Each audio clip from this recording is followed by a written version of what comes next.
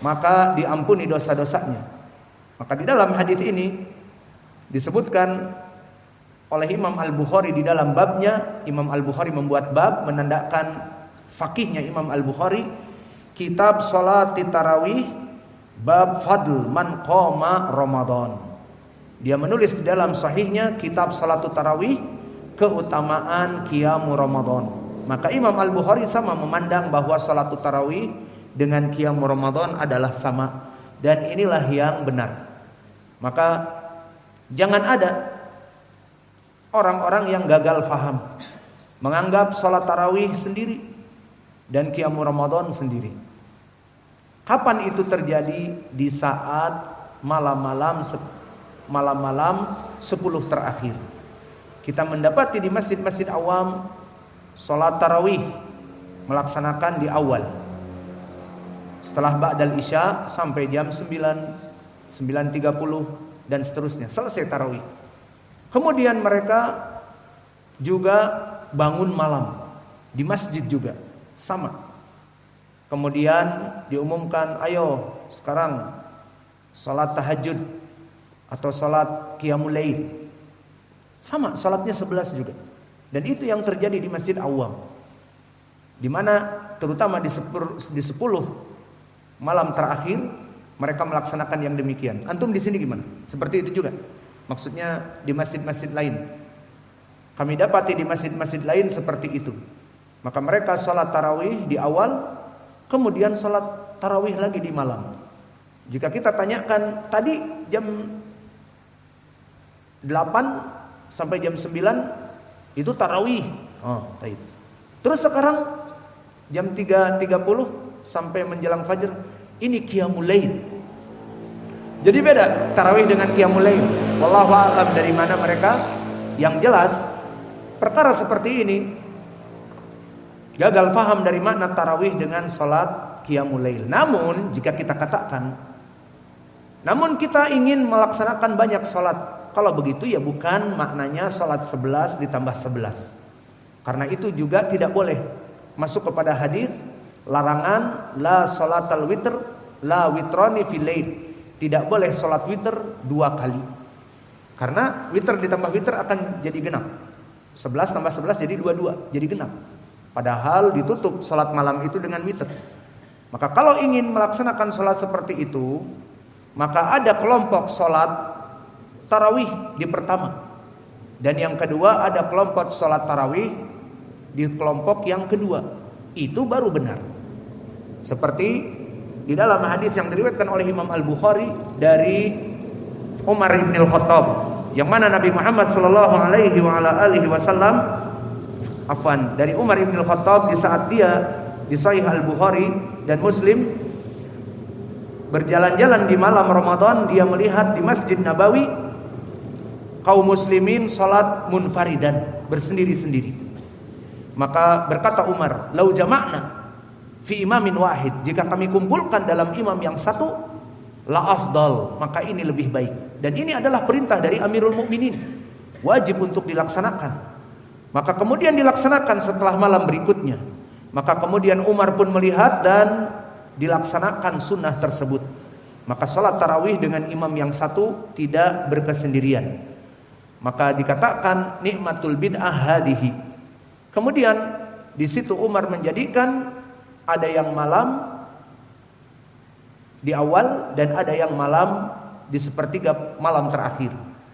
Maka dikatakan oleh Umar, barang siapa yang salat pada malam ini dan barang siapa yang tidur untuk malam diakhirkan, maka yang diakhirkan lebih baik. Dari sini menjadi pendalilan bahwa di zaman Umar bin Khattab mulai disunahkan, ditertibkan salat tarawih berjamaah di masjid dengan imam yang satu. Maka jika dibuat seperti itu tidak apa-apa. Namun jika difahami salat tarawih 11 rakaat selesai, kemudian nanti jam 4 jam 3.30 salat malam lagi. Tadi kan sudah salat 11 rakaat, itu tarawih. Sekarang qiyamul lail, salat malam. Itu tidak ada sunnahnya dan itu tidak benar. Apalagi melaksanakan 11 tambah 11 jadinya bukan witr.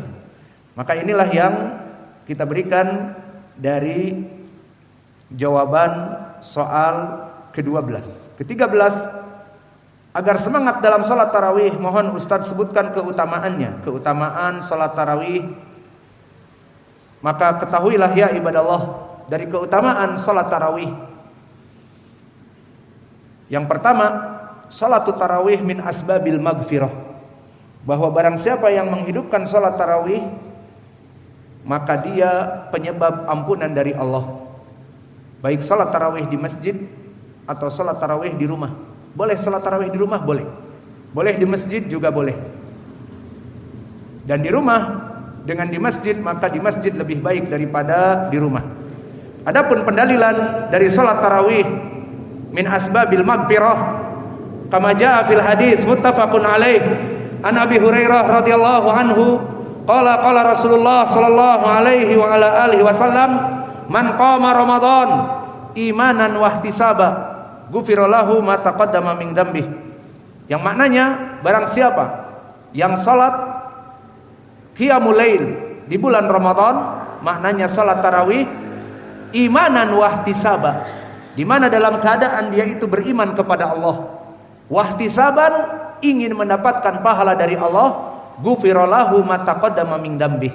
Maka dari keutamaan salat malam ataupun qiyamul Ramadan, baik berjamaah di masjid jika dia mampu berjamaah, atau di rumah seperti para ummahat, jika ingin di rumah pun lebih baik, ataupun berjamaah baik pula, ataupun dari laki-laki jika ingin di masjid lebih baik, jika hanya bisa di rumah karena musafir seperti kita pun tidak apa-apa. Alhasil, keutamaan dari orang-orang yang melaksanakan qiyamul Ramadan, ghufira lahu ma taqaddama min dzambih.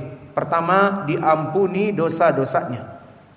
Dan begitu pun kalau tadi hadis muttafaqun alaih dari Aisyah, dari Abi Hurairah, di sana ada hadis di Ashabis Sunan dari Aisyah yang mana dikeluarkan oleh Imam An-Nasa'i dan yang lainnya dari Aisyah dengan lafaz, karena Rasulullah sallallahu alaihi wasallam yuragibun nasa fi qiyami Ramadan min ghairi an ya'murahum bi azimah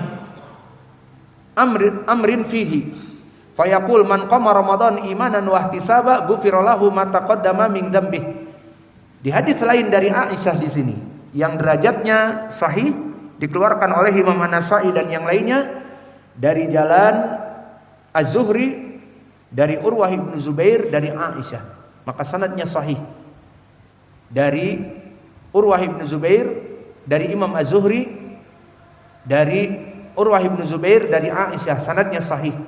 Maka sanadnya dari Aisyah pun sahih. Lafadznya bahwa dulu Nabi yuragibun nas, maknanya mengajak manusia untuk melaksanakan qiyamul Ramadan ataupun salat tarawih bi ghairi al-azimah, tanpa mewajibkan kepada mereka.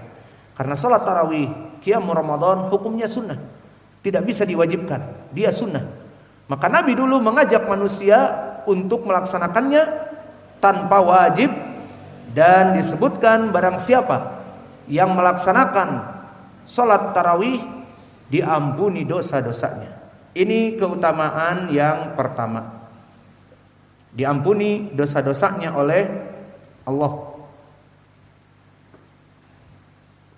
Dan keutamaan yang kedua, orang-orang yang melaksanakan puasa ditambah salat tarawih, maka dia masuk kepada predikat yang tinggi di sisi Nabi dan di sisi Allah. Apa itu?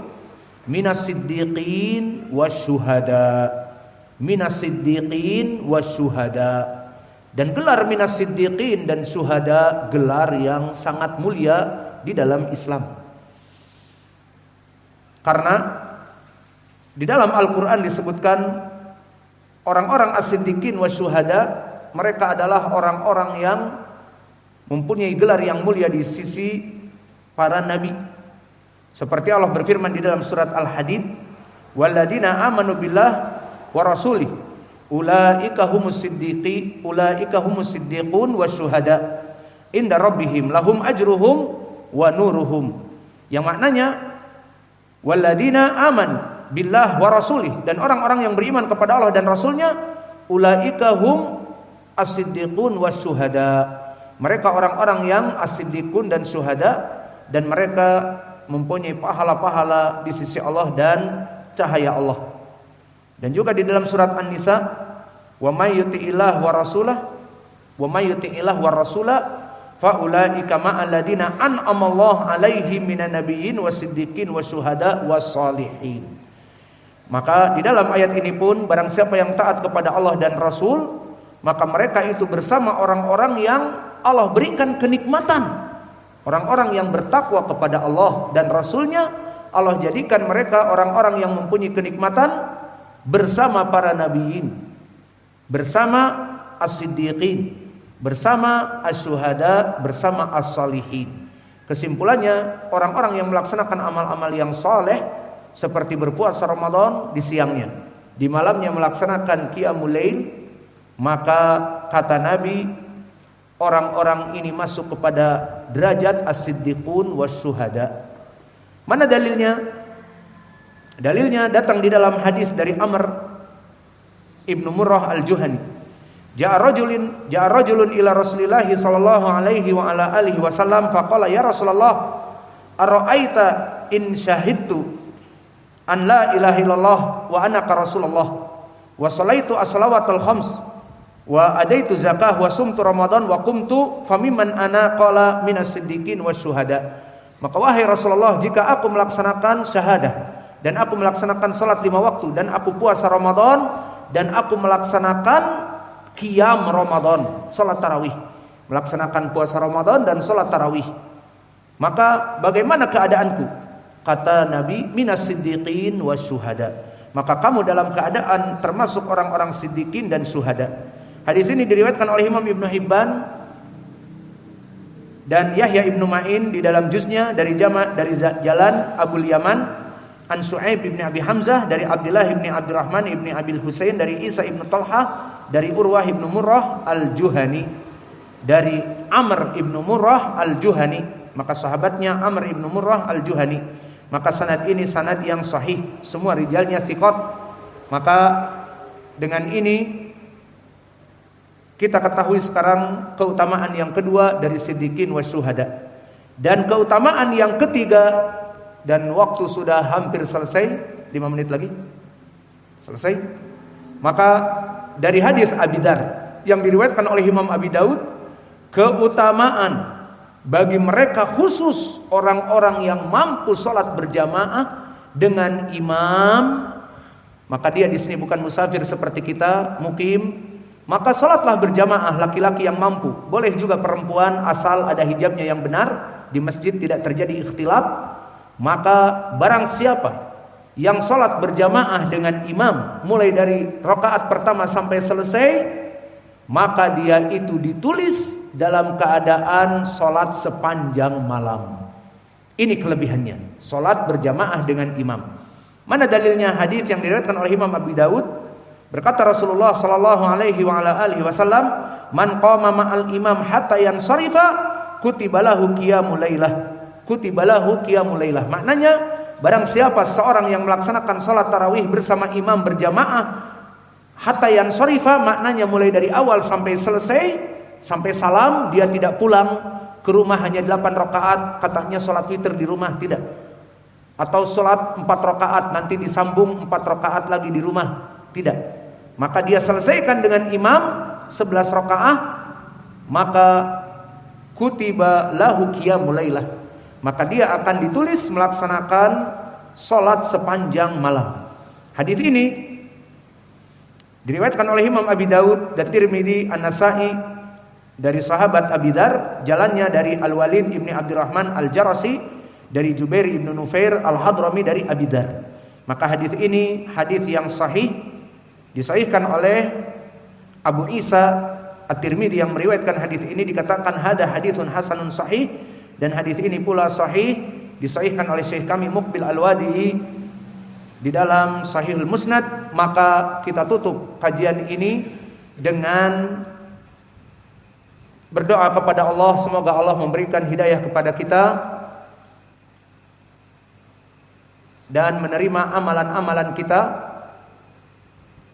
As'alullah al-karim rabbal arsyil azim an yataqabbal minna siyamana wa qiyamana wa talab ay talabul ilm. Qulu amin.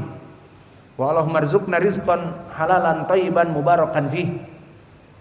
Maka wahai Allah, kami meminta kepada kamu agar Engkau terima ibadah-ibadah kami dari puasa dan salat malam kami dan salat wajib kami, dan juga dari ibadah menuntut ilmu kami, dan berikan